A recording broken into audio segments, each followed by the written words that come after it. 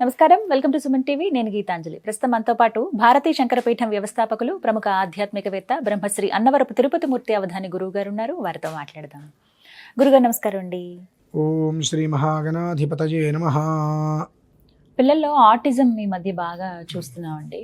సరిగ్గా మెదడు ఎదగక హైపర్ యాక్టివ్ గా ఉంటారు. కొంతమంది పిల్లలు ఏమి మాట్లాడరు, ఒక్క లెవెల్ అలా కూర్చుని ఉంటారు. కొంతమంది ఏమో అలా ఉన్న వాళ్ళు ఏంటంటే హైపర్ యాక్టివ్, అది చేస్తారు, గోల చేస్తారు, ఇదంతా చేస్తూ ఉంటారు. ఇద్దరిని అతివృష్టి ఒకళ్ళ అనావృష్టి అలా ఉంటున్నారండి. ఈ సమస్య ఇప్పుడు చాలా మందిలో చూస్తున్నాం.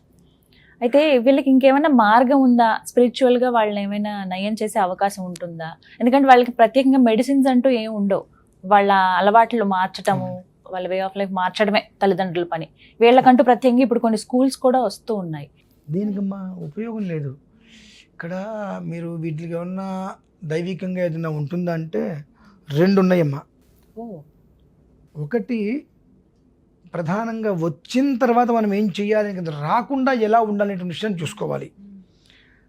దీనికి ప్రధానమైన కారణం తెలుసమ్మా, ఎప్పుడైతే కడుపుతో ఉంటారో సంబంధం లేని విషయం కూడా ఒకటి చెప్తాను. ఇప్పుడు దేనికి సంబంధమో మీరు అర్థం చేసుకోండి.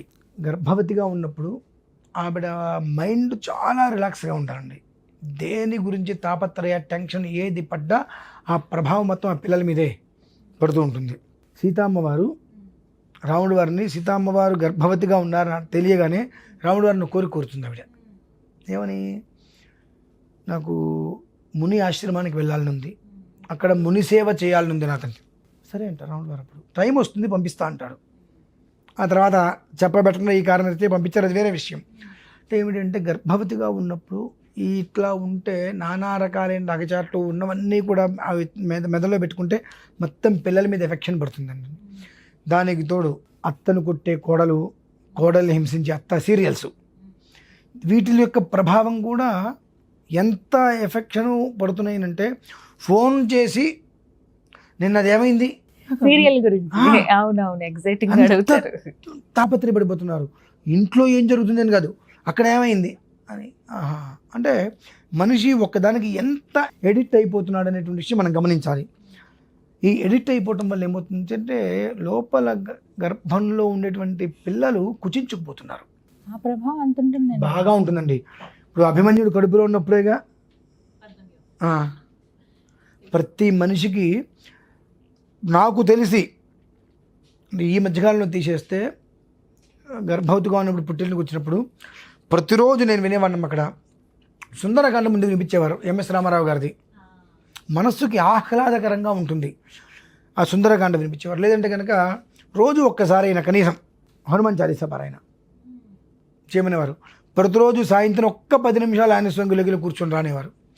దీనివల్ల భూత పిశాచాది భయాలు లేకుండా ధైర్యంగా ఉంటూ ఇంట్లో ఉండేటువంటి సమస్యలను ఎత్తిమీదికి రాకుండా, అవి మెదడులోకి వెళ్ళకుండా, మనసు మీద పడకుండా, వికారం అయిపోకుండా మనిషి ప్రశాంతంగా ఉంటే చక్కటి సంతానం కలుగుతుంది అని.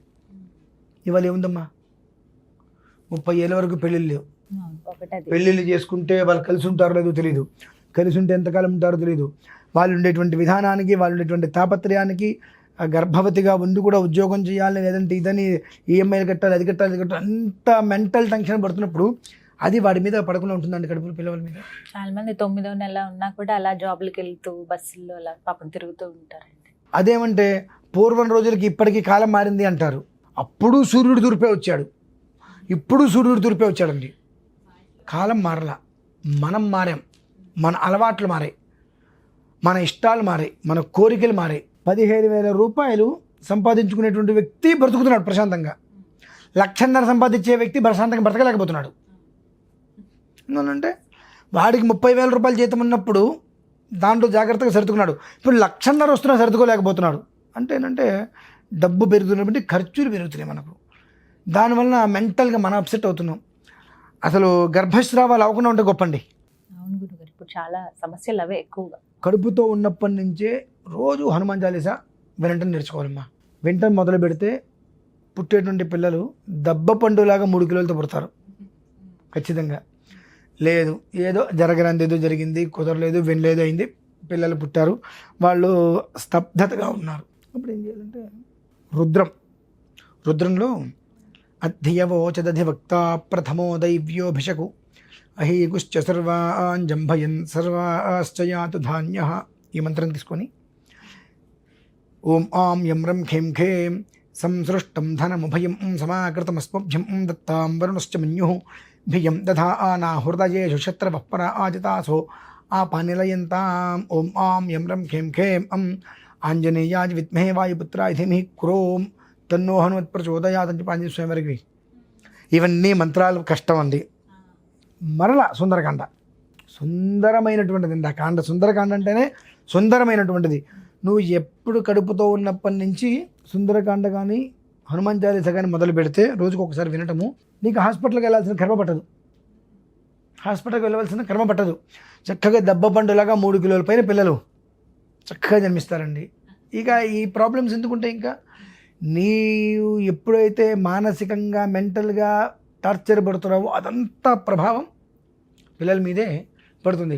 అదేంటండి అంత టార్చర్ పిల్లల మీద పడుతుందా కడుపులో ఉన్న వాళ్ళకి అంటే, మీరు ప్రయాణం చేస్తున్నారు అనుకుందాం, ఒకళ్ళు ఏదో ఫోన్ వస్తుంది, అనవసరమైన మాటలు కొన్ని వింటారు, ఆ టెన్షన్ మనిషికి ఎక్కువ వచ్చేసేసి కంట్రోల్ తప్పి డ్రైవ్ చేస్తాడా, డ్రైవింగ్ చేస్తాడా? కంట్రోల్ తప్పుతుంది, ఫ్రస్ట్రేషన్ వచ్చేస్తుంది కదండి.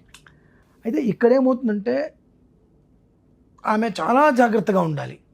ఏమాత్రం అజాగ్రత్తగా ఉన్న దాని ప్రభావం మొత్తం అతనికి వెళ్తుంది, లోపల ఉన్నటువంటి బిడ్డ మీద పడుతుంది.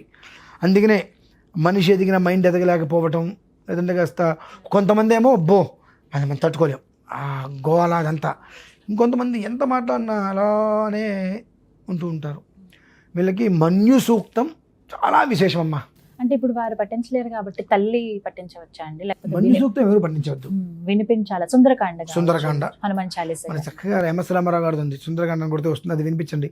హనుమాన్ చాలీసా ఆ రెండు ఆ పిల్లలు వినేటట్టుగా చిన్నప్పటి నుంచే, అప్పుడు తెలియదు ఇప్పుడైనా సరే వాళ్ళు తినేటప్పుడు, వాళ్ళు ముద్ద తినేటప్పుడు అది పెట్టి అది వింటున్నంగా తింటే ఏమవుతుందంటే లోపల మొత్తం ఉన్నటువంటి విషాన్ని తీసేస్తుందమ్మా. అది ఎట్టా తీస్తుందండి అంటారు.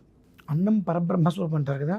చిన్న సంబంధం లేకపోయినా సంబంధించిన కథ ఒకటి చెప్పి ముగిస్తానమ్మా. ఇది ఒక ఊరిలో ఒక బ్రాహ్మణుడు ఉండేవాడు. మీరు వెళ్ళి 1,00,000 రూపాయలు ఇచ్చి ఈ పూట సంధ్యావందనం కాస్త ఆలస్యంగా చేయండి అంటే ఒప్పుకోడండి ఆయన. నీ డబ్బు ఎవరికి కావాలి?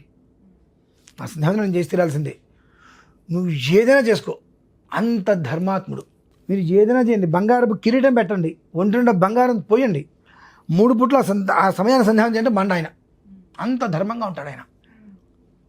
అంత ధర్మంగా ఉన్న వ్యక్తి ఆ ఇంట్లో ఒకరోజు భోజనానికి రమ్మంటారు. భోజనానికి వస్తే ఆ ధర్మగుణానికి ఆ ఇంటి యజమాని చలించిపోయి, ఏది భోజనం చేసే పదార్థాలు కూడా ఏది 2 సార్లు వేయించుకోకూడదు ఉంటుందమ్మా నియమం. దాన్ని అనుసరించి ఉంటే ఆయన చలించిపోయి, ఇంతటి ధర్మాత్మని మనం చూడగలమా, చూడలేమని చెప్పి ఆ భోజనం చేసినటువంటి వెండి కంచము, వెండి చెంబు అవన్నీ ఆయనకే ఇచ్చేద్దామని మనసులో అనుకున్నాడు ఆయన. ఆయనకి ఇచ్చే నమస్కారం చేద్దామని చెప్పి భోజనం చేసి ఆ చెంబు తీసుకొని సందులో చేకూడుకోవడానికి వెళ్ళి చెంపట్టుకొని ఆయన వెళ్ళిపోయారు. అంతటి ధర్మాత్ముడు అని చెప్పిన ఆయన సాయంత్రం మళ్ళీ ఇంటికి వచ్చాడు. అయ్యా క్షమించండి అంటే, అదేంటంటే ఇట్లా తీసుకుని మీకు మీరు అనుకోవడం సమస్య కాదు, మీ ఇంట్లో ఇవాళ వంట చేసిన మనిషి ఎవరు, ఆవిడ ఏం చేస్తుంది, ఎందువల్ల, అదేంటండి అంటే మీ ధర్మపత్ని గారు వంట చేయలేదు ఇంట్లో, అది చేయలేదండి. బయట నుంచి ఎవరైనా వచ్చి ఉండాలి, వారికి ఏదైనా కాస్త చేతి వాటం అనేటువంటిది ఉండాలి. ఉందండి, ఉందండి అని అంటే ఎవరి చేతి వంట మనం తింటామో ఆ బుద్ధులు మనకు సంప్రాప్తం అవుతాయి. అందుకనే ఇళ్లలో ఇప్పుడంటే మనకు చాలామంది వచ్చారు, కానీ పూర్వీయంలో ఆ అమ్మలక్కలు బంధువులు అందరూ కలిసి వంట చేసేవారు. ఇవాళకి మా ఇంట్లో ఏ ప్రోగ్రాం జరిగినా మేము అన్నదమ్ములు 3 100 మంది అయినా మేమే వంట చేసి పెట్టేస్తాం. మా ఇంట్లో ఇవాళకి కూడా అంట్లు తోమడానికి అమ్మాయి రాదు, వంట చేయడానికి రాదు. మా నాన్నగారికి ఏంటంటే పెట్టేటువంటిది మనం పెట్టాలి, ఎవరో వండింది మనం పెడితే ఫలితం మనకు రాదు.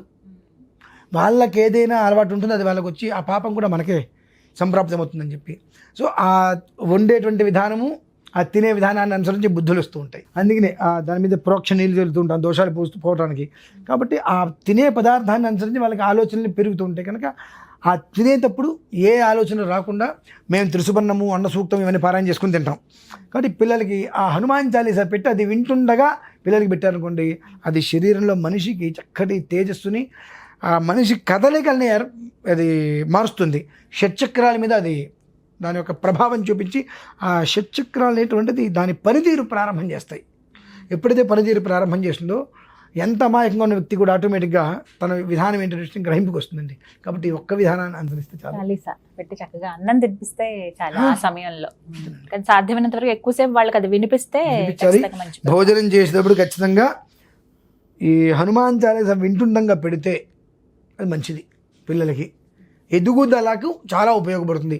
ఈ బంగాళదుంప చిప్స్, ఆ చిప్స్, ఈ చిప్స్ కాకుండా అన్నం పెట్టినప్పుడు మాత్రం ఇది మన వాళ్ళు తెలివితేటలు ఎలా ఉంటుంది తెలుసా అండి. బంగాళదుంప తీసుకొచ్చి ఈ హనుమాన్ చాలీసా పెట్టి తినిపిస్తూ ఉంటారు. అది తినేదే కదా అని చెప్పి అన్నం భోజన పదార్థం చేస్తే అది పిల్లలకి ఎదుగుదలకు వాళ్ళకు ఉన్నటువంటి చిన్న చిన్న సమస్యలు ఇవాళ వాళ్ళతో పాటు అవి పెరుగుతూ ఉంటాయి. అక్కడికి అవి తునిగిపోతాయమ్మా. దానికి ఆ పిల్లల మంచి జీవితానికి ఇది మూలం. వివరించారు. ధన్యవాదాలు గురుగారు. పరమేశ్వర.